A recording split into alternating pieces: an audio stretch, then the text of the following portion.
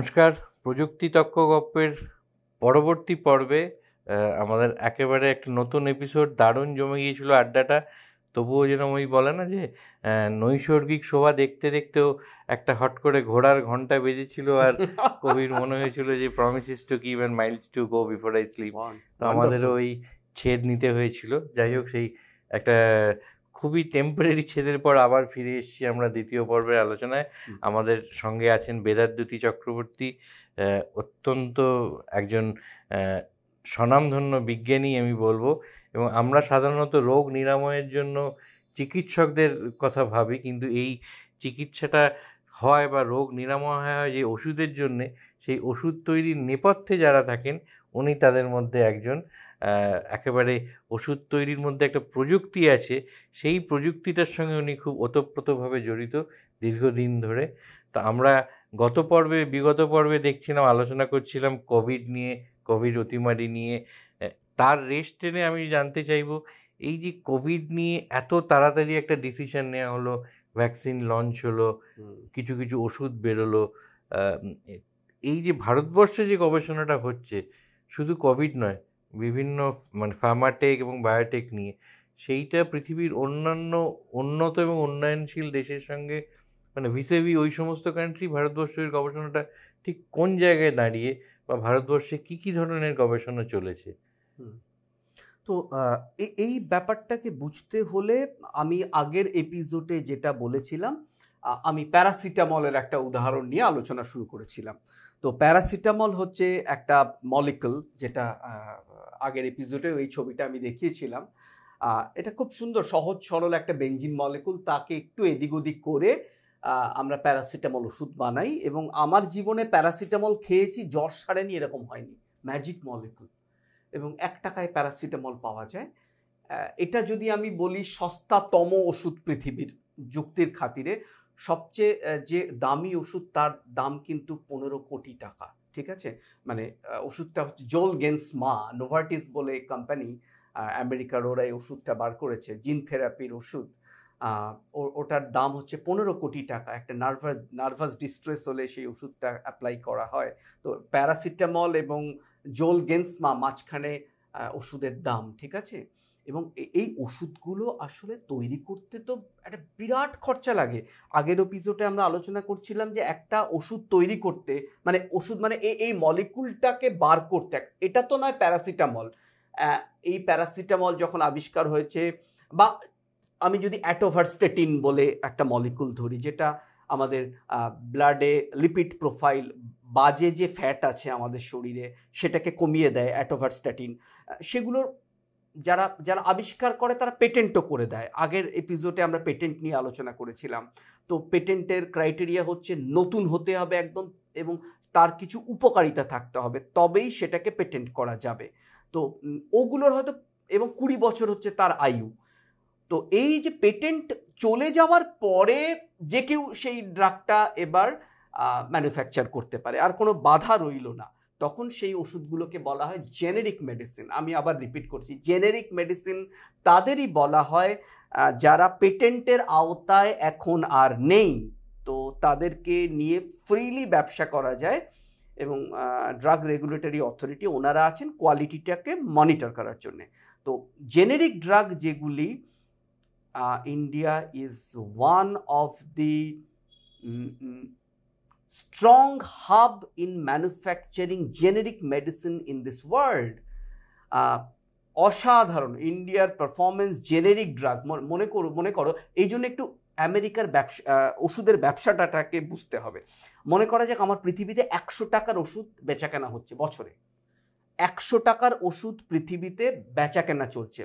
পৃথিবীতে যত মানুষ আছে সবাই মিলে 100 টাকার ওষুধ কিনছে, সব মিলে। এই যে 100 টাকার ওষুধ বেচা কেনা হয়, তার মধ্যে 35 টাকা, 35 রুপিসের বেচা কেনা হয় আমেরিকাতে, 20 টাকার বেচা কেনা হয় ইউরোপে, জাপানে হয় 10 টাকার, চায়নাতে হচ্ছে 10 টাকার, আর ভারতবর্ষে 2-3 টাকার বেচা কেনা হয়, মানে 2 to 3%। তো মার্কেটটা বোঝা যাচ্ছে কোথায়, আমেরিকা, ইউরোপ, এখানে মার্কেট। তো এখানে মানে সেই জন্য ওদের ওখানে যখন একটা মলিকুলের পেটেন্ট ওভার হয়ে যায়, তখন আমরা ইন্ডিয়ান কোম্পানিতে, ইন্ডিয়ার যে পায়োনিয়ার কোম্পানি আছে, Sun pharma, Aurobindo pharma, Glenmark, doctor Reddy's, এরা যে আছে, সিপলা, লুপিন, এরা মানে মুখিয়ে থাকে যে পেটেন্ট কবে শেষ হবে। 28শে ডিসেম্বর 2025 সালে পেটেন্ট শেষ হবে। আমার ওষুধ রেডি থাকবে, 27শে ডিসেম্বর আমেরিকায় চলে যাবে, যেই 12টা বাজবে বিক্রি শুরু হয়ে যাবে। এইভাবে ওষুধের ব্যবসাটা কিন্তু হয়, এবং তার আগে সমস্ত প্রসিডিওরগুলোকে আমাকে অতিক্রম করতে হয়। India is wonderful in manufacturing generic drug, ঠিক আছে? এবং পৃথিবীতে যত ড্রাগ এক্সপোর্ট হচ্ছে, চায়নাও এক্সপোর্ট করছে, ইন্ডিয়াও এক্সপোর্ট করছে, ইন্ডিয়া কিন্তু 20% অফ জেনেরিক ড্রাগ এক্সপোর্ট করে ওয়ার্ল্ডের ভলিউম ওয়াইজ। তো আমরা ভীষণ ভালো, এবং জেনেরিক ড্রাগে এরকম মনে করার কারণ নেই ওটা শুধু আমি কপি করলাম, না, কপি করার বাইরেও অনেক কিছু থাকে, ইনোভেশন থাকে, যেটা যেটা জেনেরিক ড্রাগের মধ্যেও ইনোভেশনটা লুকিয়ে আছে। হয়তো মলিকুল ইনোভেশনটা নেই, কিন্তু আদার্স ইনোভেশন সেখানে লুকিয়ে থাকে। এখানে কিছু কাস্টমাইজেশনও তো দরকার, কাস্টমাইজেশন দরকার হবে। এরকম হতে পারে যে ট্যাবলেট তৈরি হচ্ছে, যখন ট্যাবলেটের মধ্যে প্যারাসিটামল আছে, কিন্তু ট্যাবলেটের মধ্যে প্যারাসিটামল ছাড়াও আরও কিছু অন্যান্য জিনিস মেশানো হয় ওটাকে বাইন্ড করে রাখার জন্য, বা খাওয়ার পর সেটাকে সহজে ফাটিয়ে দেওয়ার জন্য। প্যারাসিটামলটা পেটের মধ্যে যত তাড়াতাড়ি সেটা গুঁড়ো গুঁড়ো হয়ে যাবে, তত তাড়াতাড়ি ব্লাডের মধ্যে যাবে, তত তাড়াতাড়ি আমার জ্বর কমবে। এটাকে বলে ফর্মুলেশন। তো এই ফর্মুলেশনে কিন্তু এই ফর্মুলেশনটা কেউ বলে দেবে না, এটাকে নিজেদের কিন্তু ব্যাপারটাকে আবিষ্কার করতে হবে, বা নিজেদের R&Dতে সেটাকে ডেভেলপ করতে হবে। ক্লাইমেটিক কন্ডিশনটাও তো মাথায় রাখতে, যে ওখানে যেটা কাজ করে এখানকার ইন্ডিয়ান ক্লাইমেটে কাজ করবে, সেটা হয়তো খুব কম পার্সেন্টেজ ওষুধের ক্ষেত্রে হয়। তবে এই যে ফর্মুলেশনটা, আমি প্যারাসিটামল মলিকুল নয় আরেকজন আবিষ্কার করেছিল, তার বাইরেও যে আমি সেটাকে যদি লিকুইড করি, লিকুইড করার মধ্যে আমি চিনির বদলে কিন্তু আমি হয়তো সুগার যারা পেশেন্ট তারা তো আবার চিনি খাবে না, তাদের জন্য আমি অন্য কিছু দিতে হবে সেখানে। তো এরকম অনেক কাস্টমাইজেশন করতে হয়, যেখানে একটা বিরাট আবিষ্কার জড়িয়ে আছে। ছোট্ট একটা আবিষ্কারের কথা বলবো, এত ইচ্ছা করছে বলতে, বলি একদম। এই স্যাম্পলটা আমি নিয়ে এসেছি, এটা মানে আবার মনে করি আমাকে আবার আগের টপিকে ফিরে আসতে হবে। এটা হচ্ছে ডক্টর রেড্ডিস কোম্পানির একটা ওষুধ। ওষুধটার নাম হচ্ছে ক্যাটারল, ঠিক আছে? এই ক্যাটারল হচ্ছে পেইন ম্যানেজমেন্ট, ব্যথা হলে এটাকে খেতে হয় এবং কমে যায় ব্যথা। তো অল ফাইন। আমাদের বাড়িতে যেটা হয়, আমরা তো ওষুধ খাই, এবং এই ওষুধ খেলাম, প্যারাসিটামল ওষুধ খাচ্ছি, এবার দেখা যাচ্ছে এক্সপায়ারি ডেটটা কোথায় লেখা আছে, এখানে লেখা আছে। এখান থেকে যদি আমরা ওষুধগুলোকে খেতে শুরু করলাম, 6 মাস পরে যখন আমাদের একটি বাক্সের মধ্যে ওষুধগুলো থাকবে, কালকেই আমার বাড়িতে হয়েছিল, ঠিক আছে, আমার মার জ্বর হয়েছে। এবার প্যারাসিটামল যেগুলো আছে আমি কিছুতেই এক্সপায়ারি ডেট খুঁজে পাচ্ছি না, কারণ ওই দিক থেকে ট্যাবলেটটাকে নেওয়া হয়ে গেছে, ওই ব্লু লেভেলটা উঠে গেছে। তো এটা হচ্ছে একটা পেন। এর ইনোভেশনটা কি এত সুন্দর একটা ইনোভেশন। এই যে প্যাকটা আমি দেখাচ্ছি, এখানে এটার উপায় নেই, প্যারাসিটামল যে ব্র্যান্ডের আমি কিনেছি, এটা হচ্ছে এই ডক্টর রেড্ডিসের একটা ওয়ান্ডারফুল ভিডিও আছে ইউটিউবে এই নিয়ে। এবার দেখো, এইখানে কিন্তু এক্সপায়ারি ডেটটা লেখা আছে এই জায়গাটায়, ঠিক আছে? এবং তার আমি যদি উল্টো দিকটা দেখি, এখানে কোনো ট্যাবলেট নেই। কি করেছে না, এটাকে একটু এক্সটেন্ড করে দিয়েছে অ্যালুমিনিয়াম ফয়েলটাকে। ট্যাবলেটগুলো যেখান থেকে নেওয়া হচ্ছে তার পেছনে এক্সপায়ারি ডেটগুলো লেখা নেই, বরঞ্চ একটু এক্সটেন্ড করে দিয়েছে। এই জায়গাটায় লেখা আছে, এই জায়গাটার পেছনে কিন্তু আর কোনো ট্যাবলেট নেই, যাতে থেকে যায় ওটা। ওয়ান্ডারফুল। নিড, তুমি নিডের কথা বলছিলে, necessity is the mother of invention, একদম ওই জিনিস। কি মজা, মানে তুমি ভালো লাগছে না তোমাকে দেখে আমি বুঝতে পারছি যেভাবে তুমি রিয়াকশন দিচ্ছ, এই যে মজাটা আছে ইনোভেশনের মধ্যে।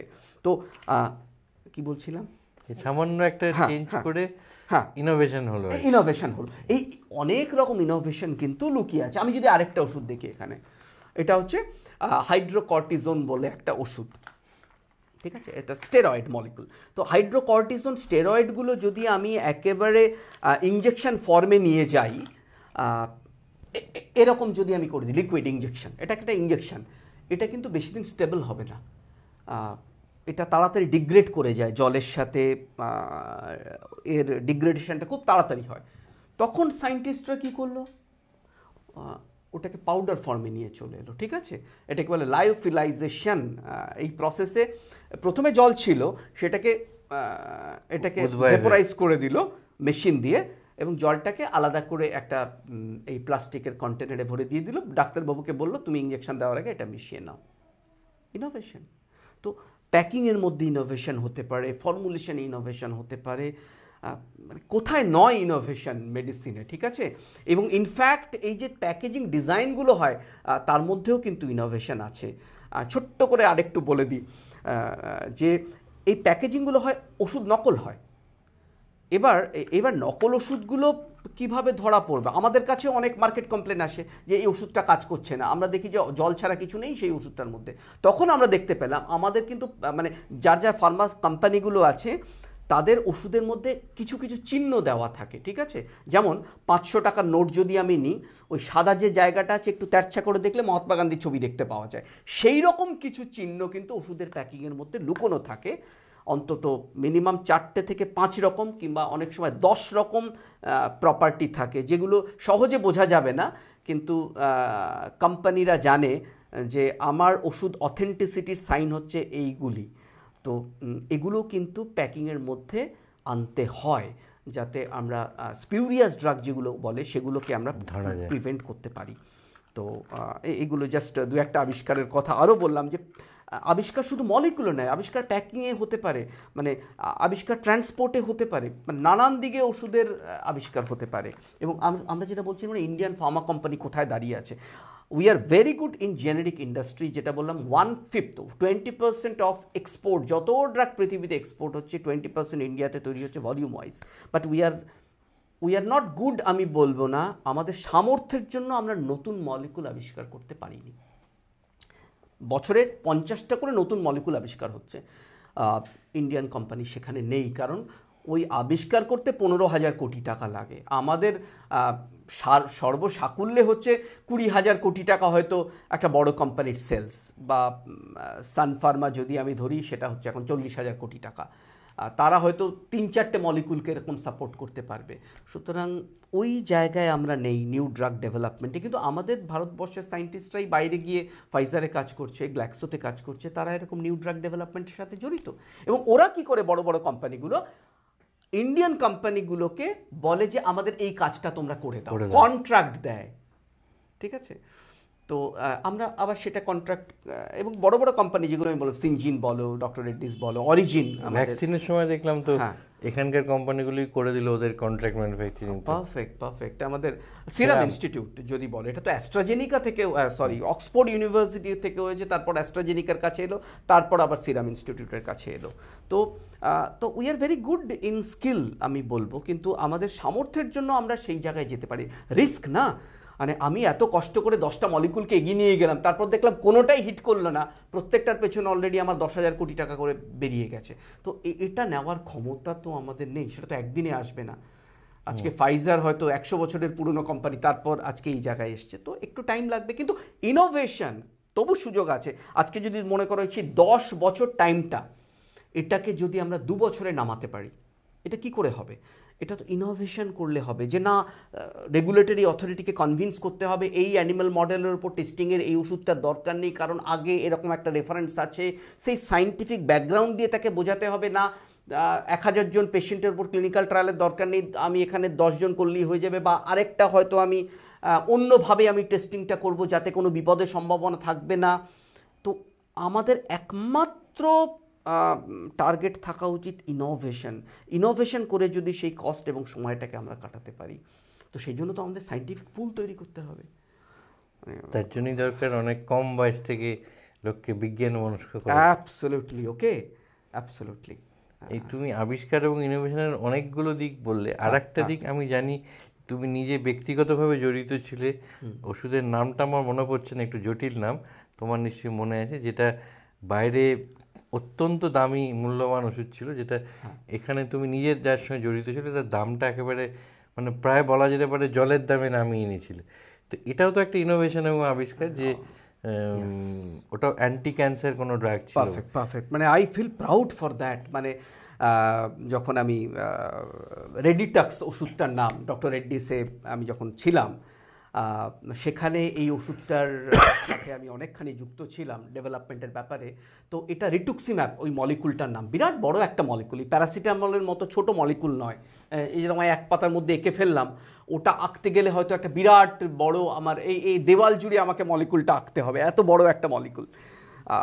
এই প্যারাসিটামল মলিকুলের চেয়ে 1000 গুণ বড় মলিকুল, 1000 টাইমস বিগার মলিকুল। একে ম্যানেজ করা খুব মুশকিল, এত বড় মলিকুলকে তৈরি করা, বুঝতে পারছো। এটা সহজে ওই কার্বন হাইড্রোজেন বেনজিন জুড়ে এরকমভাবে হবে না, সেই জন্য আমাকে বায়ো সিস্টেমের আমাকে সাহায্য নিতে হবে। তো এটা যদি আমাদের বডিতে কি থাকে, সেলস আছে, অনেক কোষ আছে, এটা যদি আমি কোষ ধরি, কোষের মধ্যে ডিএনএ, কোষের মধ্যে থাকছে ডিএনএ। আমাদের এই ডিএনএর পার্টগুলোকে বলছে এক একটা জিন। এই এক একটা জিন এক একটা প্রোটিন তৈরি করে। এক একটা জিন, আমার চুল যদি কালো হয়, এই কালো প্রোটিনের জন্য দায়ী মেলানিন বলে এক ধরনের প্রোটিন, বা আমাদের রক্তে হিমোগ্লোবিন থাকে, সেটাও একটা প্রোটিন।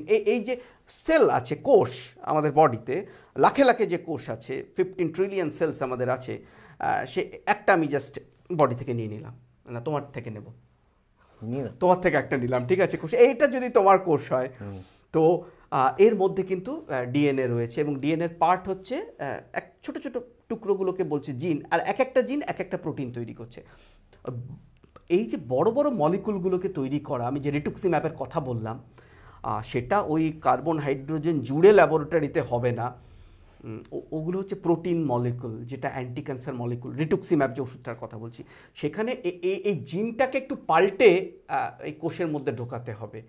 তো তখন এমন একটা পাওয়ারফুল আমি কোষের জন্ম দিলাম, যে কোষটা এবার কি করবে, ওই রিটুক্সিম্যাবের জিনটা এর মধ্যে আছে, সেই কোষটাকে যদি এবার আমি একটা বায়ো রিয়াক্টারের মধ্যে, খুব কাঁচের একটা রিয়াক্টার ট্যাঙ্ক আমি বলবো, কোষটা বড় আছে, এটাকে ছোট করে ভাবতে হবে এখন, এটার মধ্যে আমি ঢুকিয়ে দিলাম, আর লাখে লাখে কোষ এর মধ্যে এলো।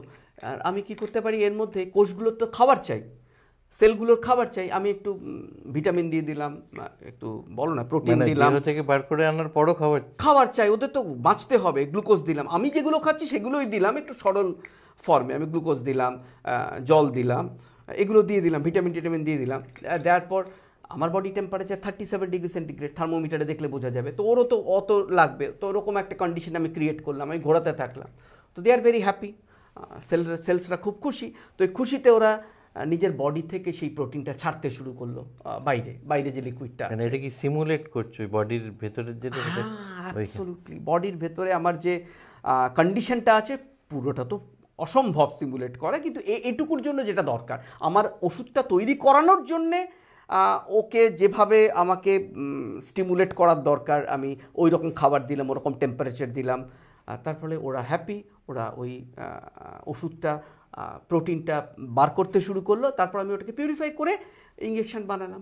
এই রিটুক্সিম্যাব ইঞ্জেকশনটা, মানে এভাবেই কোভিড ভ্যাকসিনগুলো তৈরি হচ্ছে। আমি একটা ক্রুড প্রসিডিওর তোমাকে বললাম, ম্যাক্সিমাম কোভিড ভ্যাকসিন এই প্রসেসে তৈরি হয়ে যাচ্ছে এখন, বায়োটেকনোলজি, রিকম্বিনেন্ট জেনেটিক ইঞ্জিনিয়ারিং যেটা বলছে, ওই সেলসের মধ্যে ডিএনএর ওলট পালট আমরা করছি, এবং সেটা দিয়ে এমন একটা আমি জিনিস তৈরি করছি, যার ফলে আমার বডিতে যখন সেটা ঢুকছে, সেটা বডির মধ্যে কোভিডের অ্যান্টিবডি তৈরি করতে সাহায্য করছে। কিন্তু প্রসেসটা মোটামুটি আমি যেমন বললাম ঠিক অনেকটা সেরকম।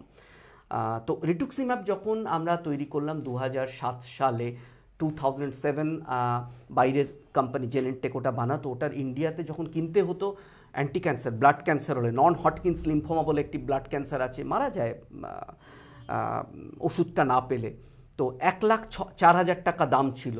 ওটা 6টা নিতে হতো, কেমোথেরাপি সাইকেলের মধ্যে 6টা কেমো নিলে 6টার সাথে 6টা নিতে হতো, 6 লাখ টাকা।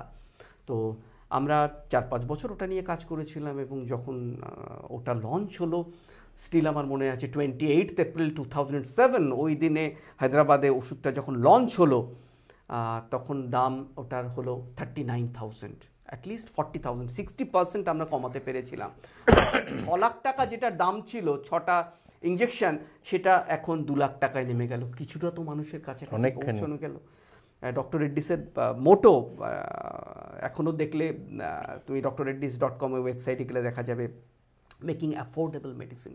ডক্টর অঞ্জি রেড্ডির ভিশন ছিল এটা, ডক্টর রেড্ডিস ল্যাবরেটরির যিনি জন্ম দিয়েছেন, ভিশন ছিল এটা, যে কত সহজে মানুষের কাছে কত কম দামে কোয়ালিটি ওষুধ পৌঁছানো যায়। তবু তুমি প্রশ্ন করবে তাহলে ওষুধের দাম কেন এত বেশি? কোয়ালিটিটাকে মেনটেন করতে গেলে আমাকে তো ইনভেস্ট করতে হবে। এই যে তুমি দেখতে পাচ্ছ নতুন ওষুধ আবিষ্কার করতে গেলে 15,000 20,000 কোটি টাকা লাগে। তো সেই জন্যই নতুন ওষুধগুলোর দাম বেশি, এবং তারা 20 বছর চেষ্টা করে সেই টাকাটাকে তুলে নিয়ে আরেকটা জায়গায় ইনভেস্ট করতে, নইলে তো দুনিয়াতে নতুন ওষুধ আবিষ্কার হবে না। আবার যখন সেটা জেনেরিক মডেলে চলে যাচ্ছে আফটার 20 ইয়ার্স, তখন তার দাম ছাট করে কমে যাচ্ছে।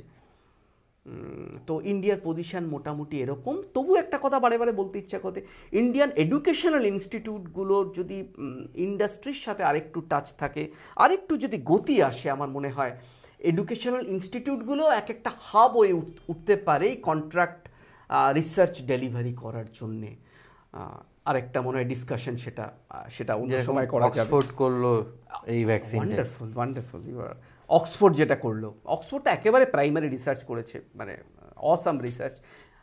তার পার্টও যদি আমরা নিয়ে আমাদের এডুকেশনাল ইনস্টিটিউটগুলো ডেলিভারি দিতে হয়, এখনও হয় না যে তা নয়, কিন্তু আরও ব্যাপকভাবে হতে পারে। মানে আমাদের এত সুন্দর infrastructure, 500 university, more than 500 universities আছে ইন্ডিয়াতে। আমরা যদি সবাই একসাথে লাগি ওই প্যাশন নিয়ে, একজনকে অধিনায়ক দরকার জানো তো, যে সবাইকে সমন্বয় করে একেবারে এগিয়ে নিয়ে যাবে মানুষের হিতে, যারা কাজ করবে।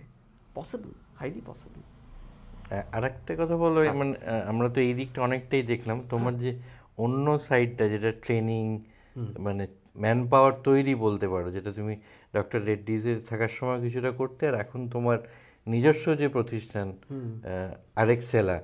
আরেকসেলার নামটায় তো আমরা আসবো, নামটার উৎস কোথা থেকে হলো, কিন্তু এই আরেকসেলের মাধ্যমে ঠিক কী ধরনের কাজ তুমি করো, কিরম ট্রেনিং দাও, এইটা একটু যদি বলো। আমার 24-25 বছরের ইন্ডাস্ট্রিয়াল এক্সপিরিয়েন্স। আমি যাদবপুর বিশ্ববিদ্যালয়ের ছাত্র ছিলাম, ওখানে ফার্মেসি পড়েছিলাম, তারপর বায়োটেকনোলজিতে আমি ওখান থেকে মাস্টার্স করেছিলাম। তারপর আমি ওখার্ডে চলে যাই, ঔরঙ্গাবাদে।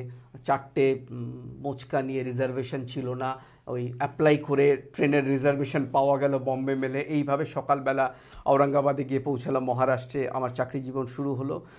সেখানে 5-6 বছর চাকরি করার পর R&Dতে আমি বায়োটেকনোলজি, বায়োফার্মা নিয়ে কাজ করতাম। তারপর আমি চলে এলাম ডক্টর রেড্ডিসে, সেখানেও আমার R&Dতে, তারপর ম্যানুফ্যাকচারিং, কোয়ালিটি। লাস্ট 1-1.5 বছর 2 বছর আমি লার্নিং অ্যান্ড ডেভেলপমেন্টে আছি, সব কিছু সেরে। এবং প্রবাবলি আই এনজয়েড মোস্ট যারা নতুন ট্যালেন্ট আসে তাদেরকে কি করে যত তাড়াতাড়ি পারা যায় স্কিলফুল হ্যান্ড তৈরি করা, যাতে ইমিডিয়েটলি তারা বড় বড় মেশিন চালাতে পারে, কনসেপ্টগুলোকে বুঝতে পারে, প্রবলেম হলে সেগুলো সলভ করতে পারে, হোয়াই এলিমেন্টগুলোকে জানতে পারে, কেন এটা হচ্ছে, তাদেরকে ওই পর্যায়ে নিয়ে যাওয়াই হচ্ছে লার্নিং অ্যান্ড ডেভেলপমেন্টের ফাংশন। এবং তাদের মরালটাকে সবসময় বুস্ট আপ রাখা। আমার তো মানুষ, পজিটিভিটি দরকার, টাইম ম্যানেজমেন্ট দরকার, স্ট্রেস ম্যানেজমেন্ট দরকার, এভরিথিং ইজ সো, তবে একটা মানুষ সঠিকভাবে কাজ করতে পারে। তো এই ধরনের কাজ আমি ডক্টর রেড্ডিসে করেছি। তারপর আমার মনে হলো যে না, এত যে ইন্ডিয়ার এডুকেশনাল ইনস্টিটিউট আছে, মাইক্রোবায়োলজি পড়ানো হচ্ছে, বায়োটেকনোলজি পড়ানো হচ্ছে, বায়োকেমিস্ট্রি পড়ানো হচ্ছে, ফার্মেসি পড়ানো হচ্ছে, এদের সাথে ইন্ডাস্ট্রির একটা গ্যাপ থেকে গেছে। এরা যখন ইন্ডাস্ট্রিতে আসে বুঝে উঠতে পারে না, কিংবা এত ভালো ভালো হয়তো ট্যালেন্ট আছে, তারা ফার্মা ইন্ডাস্ট্রিতে যে এত ভালো ভালো কাজ হয়, এত যে এক্সাইটমেন্ট আছে, এরা তার নাগালটা পায় না। তো আমার অর্গানাইজেশন, যেটা আমি জাস্ট কি বলবো 3-4 মাস হলো আমি নিজে ফর্ম করেছি, আরেকসেলা, তার উদ্দেশ্যটাই হলো যাতে এই ওদেরকে একটু মোটিভেট করা যায়, এবং ওদেরকে মোটিভেট করে ওদেরকে ইন্ডাস্ট্রিতে কিভাবে কাজ হয় সেটা বোঝানো। জাস্ট আমি কাজ শুরু করেছি, একদম ফিনিশিং স্কুল কনসেপ্ট, এবং 200টা কনসেপ্ট আমি আইডেন্টিফাই করেছি। লেটস সি, ভার্চুয়ালি হয়তো কিছুটা করব, কিছুটা গিয়ে করব, বা ফিজিক্যাল ইনফ্রাস্ট্রাকচার যদি কোনো সময় বা কোলাবোরেশনে করতে পারি। I just started working into that. যদি ওদের মধ্যে থেকে হয়তো এমন ট্যালেন্ট বেরিয়ে আসবে যারা 10টা মলিকুল পৃথিবীতে আমাকে দেবে, আমারই রোগ সারাবে, হু নোজ। ঠিক আছে। আর আরেকসেল্লার নামটা নিয়ে তুমি বলছিলে, আরেকসেল্লার নামটা কি করে হলো? আরেকসেল্লা, LLA, লা। সো আরেক্স হচ্ছে একটা সিম্বল, গ্রিক প্রেসক্রিপশনের উপরে লেখা থাকে। এটা হচ্ছে গ্রিক দেবতা জুপিটার, উনি হচ্ছেন আরোগ্যের দেবতা, ওনার সিম্বল হচ্ছে ওই আরেক্সের মতো দেখতে। আর আরেক্সের আরেকটাও মিনিং হচ্ছে রিসাইপ, রিসাইপ মানে হচ্ছে তুমি খাও, তুমি গ্রহণ করো। তো সেই জন্য ডাক্তারবাবুরা লেখেন RX, তুমি গ্রহণ করো এই সমস্ত ওষুধগুলো। RX সেটা হচ্ছে মেডিসিনের একটা প্রতীক বলা যায়। আর সেল, তার মধ্যে তো বায়োটেকনোলজি সেল আছে, বায়োলজির সেল আছে। RX সেল, এক্সিলেন্স কথাটা ওর মধ্যে আছে। আর LL RXL ওটা এসছে রসগোল্লা থেকে, ঠিক আছে? রসগোল্লা হচ্ছে এক্সিলেন্সের প্রতীক। যদিও উড়িষ্যা বেঙ্গল ঝগড়া করতে পারে, আমার কোনো দরকার নেই। আমার রসগোল্লা খেতে ভালো লাগে, তোমারও ভালো লাগে, কার না ভালো লাগে জানি না। এখনও হায়দ্রাবাদে গেলে রসগোল্লা ক্যারি করে নিয়ে যেতে হয় বন্ধুদের জন্যে। তো RXL এই হচ্ছে আমার অর্গানাইজেশনের নাম, mainly to bridge industry and academics gap. যতখানি পারবো করে তো যাব, ঠিক আছে? 10,000 জনকেও যদি সারা জীবনে মোটিভেট করতে পারি, অন্তত সন্ধান দিতে পারি যে কী করে ফার্মা ইন্ডাস্ট্রিতে কাজ হয়, মাই লাইফ ইজ সাকসেসফুল। এই তোমার এই যে বইটা দেখছি বায়োটেকনোলজির কাণ্ড কারখানা, যেটা পশ্চিমবঙ্গ সরকারের 2004 সালের শ্রেষ্ঠ বিজ্ঞান বিষয়ক রচনা হিসেবে সত্যেন্দ্র পুরস্কার পেয়েছে। তো এই যে অদ্ভুত, নামটা অদ্ভুত, দেখে পড়তে ইচ্ছে করে। এটা আমাদের মাতৃভাষা বাংলায় লেখা। তো আমার কখনো কখনো মনে হয় যদি মাতৃভাষাতেই এই বিজ্ঞানের বিভিন্ন বিষয় নিয়ে সাবলীল আলোচনা হতো, তাহলে বোধহয় আরও বেশি করে কচিকাচাদের আগ্রহী করে তোলা যেত। এটা আমি তোমার মতামত জানতে চাই। একদম, মানে শতকরা 100% সত্যি আমার জীবনে। আর তবে এই বইটা নিয়ে একটু বলে দিই টুক করে। এই বইটা মানে এটা 2004-05 সালের বই, এখন আর এটা প্রিন্টেড হয় না। তবে কেউ যদি ইন্টারেস্টেড হয়, আমার লিঙ্কডইন প্রোফাইলে কানেক্ট করলেই আমি PDF কপি পাঠিয়ে দেবো। মানে এটা যদি যখন এটা সম্প্রচার হবে, আমার নামটা যদি দিয়ে দেওয়া হয়, যে কেউ লিঙ্কডইনে আমাকে সার্চ করে রিকোয়েস্ট পাঠালেই আমি PDF কপি তাকে পাঠিয়ে দেবো, কেউ যদি ইন্টারেস্টেড হয়। তো মাতৃভাষার মাধ্যমে বিজ্ঞান চর্চা কত কত বেশি যে প্রয়োজনীয় আমি আমার জীবন দিয়ে বুঝেছি। রামকৃষ্ণ মিশন বিদ্যামন্দিরে যখন পড়তে এসেছিলাম, আমি বাংলা মিডিয়ামের ছাত্র ছিলাম। যখন বেশ কিছু ক্লাস ইংরেজিতে যখন হতো, ফিজিক্সের ক্লাসগুলো স্টিল আমার মনে আছে, আমি ফলো করতে পারতাম না। অনেকে বাংলা মিডিয়াম থেকে পড়ে 11-12-এ ইংরেজি মিডিয়ামে পড়া শুরু করলো। ঋত্বিক, আমি সেই ট্রানজিশনটা করে উঠতে পারিনি সামহাও, ঠিক আছে? আমার খুব অসুবিধা হতো, আমি বুঝতে পারতাম না। তখন ওই বাংলার যে ওই চিত্তরঞ্জন দাশগুপ্ত মনে হয় ফিজিক্সের বই ছিল, CRDGর বই ছিল, বা কেমিস্ট্রির রঞ্জিত দাসের বই ছিল, প্রথম থেকে শেষ পর্যন্ত পড়তাম, যতখানি বোঝার চেষ্টা করতাম। সেই জন্য ভীষণ দরকার যে বাংলা ভাষায় যদি বিজ্ঞানের বইগুলো হয়, কনসেপ্টগুলো। এখন দেখছি বাইজু হয়েছে, বাইজুতে এত সুন্দর সুন্দর ভিডিও আছে, আমি নিজে ফলো করেছি বলে আমি জানি। আমি বাইজুতে চাকরি করি না, তাদের অ্যাডভার্টাইজমেন্ট করছি না, বাট আমি নিজে দেখেছি যে এত সুন্দর সুন্দর ভিডিও ইংরেজিতে কনসেপ্টগুলো দেওয়া হয়। এটা যদি বাংলাতে করা যায় নিশ্চয়ই হবে ভবিষ্যতে, এবং ইউটিউবের মাধ্যমে আমার মনে হয় বাংলাতে বিজ্ঞানের গুঁড়ো তত্ত্বগুলোকে এবং কারণগুলোকে অনেক সহজে আমরা স্টুডেন্টসের কাছে পৌঁছতে পারবো। বাট সেইং দ্যাট, এটাও ইম্পর্টেন্ট যে বাংলা নিয়ে কিন্তু আমরা বেশি দূর এগোতে পারবো না। বাংলাকে একটা ট্রানজিশন হিসেবে ব্যবহার করতে হবে, যে না, একটা লেভেল অবধি আমি যাব, সাথে সাথে প্যারালালি ইংরেজিটাও আমাকে বোঝার চেষ্টা করতে হবে, যাতে এই বাংলা বুঝতে বুঝতে বিজ্ঞান বুঝলাম এবং সাথে সাথে ইংরেজিটাও চলতে থাকলো, একটা সময় আমি ইংরেজিতে শিফট করে গেলাম, ট্রানজিশনটা স্মুথ হবে। এটা ভীষণ ইম্পর্টেন্ট। ট্রানজিশনও দরকার। আমাদের যেটা হয়েছে একেবারে বাংলা থেকে ইংরেজি হয়ে গেছে, নো, এই ট্রানজিশনটা দরকার, যাতে আমার বিজ্ঞানের প্রতি আগ্রহটা কোনো অংশে না কমে। এবং ঠিক সেই তাগিদটা থেকে আমার এই বইটি লেখা, বায়োটেকনোলজির কাণ্ড কারখানা। আমি বাংলাতে যেভাবে বুঝেছি, আমার মনে হয়েছে আমার মতন অনেকে এরকম বাংলায় ইংরেজিতে বুঝতে অসুবিধা হয়। আমি সমস্ত ঘটনাগুলোকে এক জায়গায় করে বায়োটেকনোলজির কাণ্ড কারখানা, যে বায়োফার্মা নানান দিক, আমি ছোট ছোট ঘটনার মাধ্যমে লেখার চেষ্টা করেছি। যার নামাঙ্কিত পুরস্কার তুমি পেয়েছো এই বইটার জন্যে, আচার্য সত্যেন্দ্রনাথ বসু, ওনার কিন্তু বিজ্ঞানের বিষয়ে খুব সহজ, অনেকে জানেন, অনেকে বিজ্ঞান হিসেবে জানে। ওনার একটা অসাধারণ ছড়ার বই আছে, তাতে বিজ্ঞানের বিভিন্ন বিষয়কে অত্যন্ত সহজ সাবলীলভাবে ব্যাখ্যা করা আছে। আমি যদি ওইটা পাই, আমি তোমাকে একদিন পাঠাবো। এবং উনি বলেছিলেন একটা কথা, মাতৃভাষা মাতৃদুগ্ধ সমান। হ্যাঁ, আর যারা বলে যে বাংলা ভাষায় বিজ্ঞানকে মানুষের কাছে পৌঁছানো যায় না, তারা না হয় বিজ্ঞান জানেন না, না হয় বাংলা জানেন। Simple. But transition is very very important. আমাদের কাছে রিসোর্স কিন্তু বাংলায় হায়ার স্টাডিজে নেই, এবং very difficult after some time. এই ট্রানজিশনটাও আমাদের ইকুয়ালি ইম্পর্টেন্স নিয়ে দেখতে হবে। আমরা আলোচনার একেবারে শেষে এসে পৌঁছেছি। শেষে গিয়ে আবার যেদি আমরা শুরু করেছিলাম ওইখানে ফিরে যেতে হচ্ছে। একেবারে শুরুতেই বেদান্তদা যেটা বলেছিল যে বিজ্ঞান মনস্কতাটাকে তৈরি করা, বিজ্ঞান মানে অ্যাকচুয়ালি ইন এ ওয়ে সত্যকেই খোঁজা। তো আবার মানে সেই অর্থে বোধহয় বিজ্ঞান আর অধ্যাত্মবাদের খুব একটা তফাৎ নেই, কারণ ওরাও সত্যকেই খোঁজে, যেটাকে বলে ট্রুথ সিকার বা সিকার অফ ট্রুথ। সো অধ্যাত্মবাদ এবং বিজ্ঞান দুটোই কোথাও না কোথাও এক জায়গায় কনভার্জ করছে, করে দুজনেই সত্যকে খুঁজছে। তো এই সত্যের খোঁজাটা আমাদের জারি থাকবে। আমি নিশ্চিত পরবর্তী কোনো এপিসোডে বেদাদ্যুতিদাকে আবার আমাদের মধ্যে পাবো এই আলোচনাটাকে আরও এগিয়ে নিয়ে যাওয়ার জন্যে, এবং বিজ্ঞানের এবং বায়োটেকনোলজি, ফার্মা টেকনোলজি ক্ষেত্রের অন্যান্য দিকগুলোয় আরও সহজ সাবলীলভাবে একেবারে নতুন প্রজন্মের কাছে পৌঁছে দেওয়ার জন্যে। আজকে এত দূর থেকে, হায়দ্রাবাদ থেকে কলকাতায় এসে আমাদের সঙ্গে কথা বলার জন্য অনেক অনেক ধন্যবাদ। অনেক ধন্যবাদ ঋত্বিক, ভালো থেকো, সবাই ভালো থেকো, থ্যাংক ইউ।